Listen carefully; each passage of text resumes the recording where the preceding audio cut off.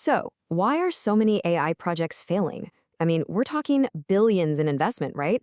Well, today we're going to dig into that, and the answer is probably not what you think. It has almost nothing to do with the AI models themselves.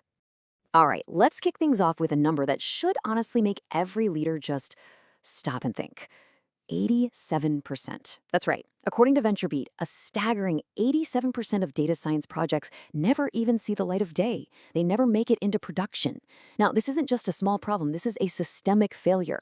We're talking about a colossal waste of time, money, and brilliant talent. So that begs the question, right? We're in the middle of this AI gold rush. Money is just pouring in. So why is the success rate so incredibly low?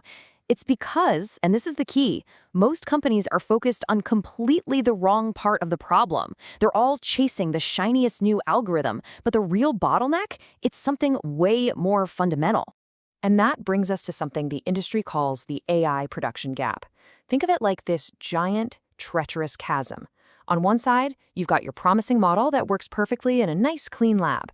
And on the other side, the messy, chaotic, real world where you actually need it to deliver value. Getting across that gap, that's the single biggest challenge in the entire AI lifecycle. And look, the problem goes even deeper than just getting these things deployed. It's not just that 87% of projects never go live. Gartner's data shows that 42% of AI initiatives are just abandoned altogether. And for the few that actually make it, IBM says the average ROI is a measly 5.9%. I mean, that's often less than the cost of capital. So we're not just failing to deploy, we're failing to create any real business value. Okay, so what is the fundamental misunderstanding here? What's causing this massive gap? Well, it all comes down to a really simple but powerful idea that just flips everything you think you know about AI on its head. And it's called the 95-5 infrastructure rule. Okay, here it is. This is the heart of the problem. In pretty much any AI system that's actually working in the real world, the machine learning code, the fancy algorithm that gets all the press and all the attention, that's only about 5% of the total work. The other 95%, that's all the unglamorous heavy lifting. We're talking data pipelines, feature extraction, monitoring, versioning, all the operational stuff. It's like we're all obsessing over the tiny, shiny tip of the iceberg, completely ignoring the massive foundation hidden under the water. And look, this isn't some brand new theory I'm just throwing at you. This is a well-established, industry-validated reality. Way back in 2015, researchers at Google were already talking about this. This quote right here, from a super influential paper on technical debt and ML systems, it confirms it. Success in AI is an engineering and infrastructure challenge. It's not just a data science problem. So what this really points to is a huge mindset shift that leaders need to make. On one hand, you have the common model-centric myth. Here, the focus is all on the algorithm, tweaking it to get a tiny bit more accuracy. It's like AI is a science experiment run by data scientists. But the reality, the successful data-centric approach, is completely different.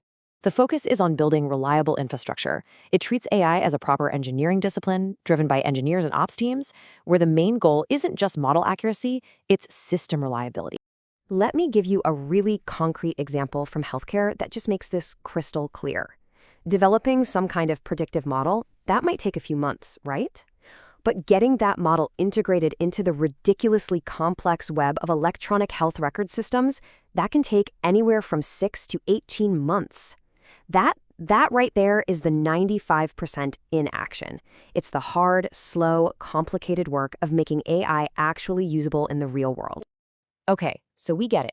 The focus has to be on the 95%, the infrastructure, the data. But what exactly goes wrong here? Let's dive into the silent killers that cause perfectly good models to just fall apart the second they meet real-world data. So here are the usual suspects. You've got data scattered across dozens of different systems, totally fragmented. You have inconsistent schemas, which means the data your model was trained on doesn't look anything like what it's getting in production. You've got critical business logic that only exists as tribal knowledge in someone's head, totally undocumented. And let's be honest, the source data itself is often just bad. Trying to build an AI system on top of all that, it's like trying to build a skyscraper on quicksand. It's just not going to work. And one of the most dangerous of these problems is something called data drift. Simply put, the world changes, right? Customer behavior shifts, new products launch, supply chains get disrupted. And all of this causes the data you're feeding your model to slowly, drift away from the data it was trained on. If you're not constantly monitoring this, your model's performance will silently get worse and worse until it's either useless or, even worse, actively causing harm. And the consequences here can be life or death. I mean, take the widely used epic sepsis model. A study in the JAMA Journal found it was missing 1 out of every 3 sepsis cases. At the same time, it had a staggering 88% false alarm rate. Now, the problem was at the algorithm. The failure was a complete lack of robust validation in monitoring, that's the 95%, which led to a system that didn't help clinicians, it just disrupted their workflow and destroyed their trust. So the big question is, how do we fix this? How do we build systems that don't just survive in the real world, but actually thrive? The answer is pretty straightforward, conceptually at least. We have to stop treating AI like a series of one-off science experiments and start treating it like the mature engineering discipline it needs to be. And the framework for this discipline has a name. It's called MLOps, or Machine Learning Operations.